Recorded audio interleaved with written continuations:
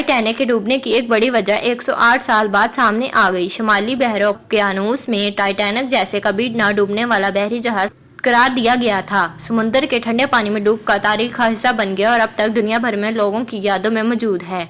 14 April 1912 کو نصف شب سے کچھ قبل ٹائٹینک ایک برفانی تودے سے ٹکرایا، جس کے نتیجے میں اس کے 6 واٹر پروف کمپارٹمنٹس کو نقصان پہنچا اور محض 2 گھنٹے بعد جہاز ڈوب گیا، جس میں اس وقت بھی 1,500 مسافر موجود تھے۔ اب ایک نئی تحقیق میں اندیہ دیا گیا ہے کہ 14 اپریل 1912 کی شب زمین کی مقناطیسی کرے میں عارضی انتشار ٹائٹینک کے حادثے کا باعث بنا۔ ڈی دی ویدر میں شائع ہونے والی یہ تحقیق ایک موسمیاتی ماہر میلا زنکووا کی جانب سے کی گئی۔ عینی شاہدین نے برفانی تودے سے ٹائٹینک کے ٹکرانے کے بعد مضبوط ناردرن لائٹس کو آسمان پر دیکھا تھا۔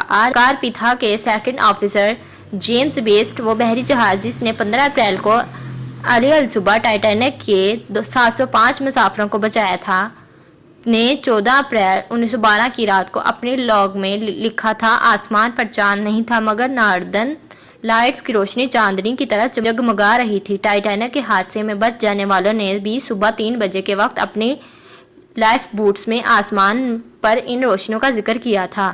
اس طرح کی روشنیوں سورج کی جانب سے تیز رفتار ذرات کے سیلاب کے اخراج کے نتیجے میں پیدا ہونے والی شمسی طوفان سے بنتی ہے۔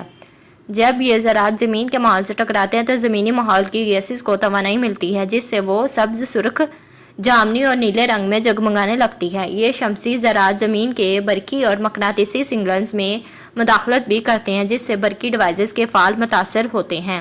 اس تحقیق میں یہ خیال پیش کیا گیا ہے کہ یہ شمسی طوفان اتنا طاقتور تھا جو اس مقام پر ناردرن لائٹس کا باعث بنا جہاں ٹائٹینک برفانی تودے سے ٹکرایا تھا۔ اس شمسی طوفان کے نتیجے میں اس کے مقناطیسی کمپاس اور جہاں کا الیکٹریکل ٹیلی گراف متاثر ہوئے تھے۔ شمالی بحر اوقیانوس میں برفانی تودوں کے حوالے سے وہاں سفر کرنے والے دیگر بحری جہازوں کی معلومات سے آگاہ رہنے کے لیے ٹائٹینک کے کپتان ایڈورڈ جون اسمتھ نے حکم دیا تھا کہ زیادہ خطرناک علاقے میں جانے سے گریز کیا جائے، مگر تحقیق میں بتایا گیا کہ اس شمسی طوفان کے نتیجے میں جہاز کی سمت میں کمپاس کی خرابی کے نتیجے میں معمولی تبدیلی آئی اور خطرناک برفانی علاقے میں جانے سے بچنے کی بجائے وہ بحری جہاز سیدھا اس طرف چلا گیا۔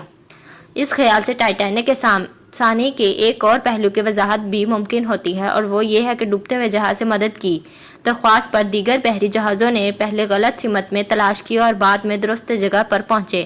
تحقیق میں بتایا گیا کہ یہ شمسی مداخلت ہی امداد کی کوششوں میں رکاوٹ بھی بنی۔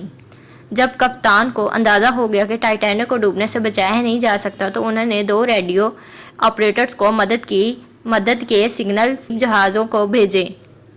RMS بالٹک جوان ان جہازوں میں سے ایک تھا جس نے مدد کی کال پر جواب دیا۔ کے عملے نے بتایا کہ اس رات ریڈیو سگنلز بہت عجیب تھے اور بیشتر پیغامات پڑھے نہیں جا سکے اور ٹائٹینک کا جواب کبھی مل نہیں سکا۔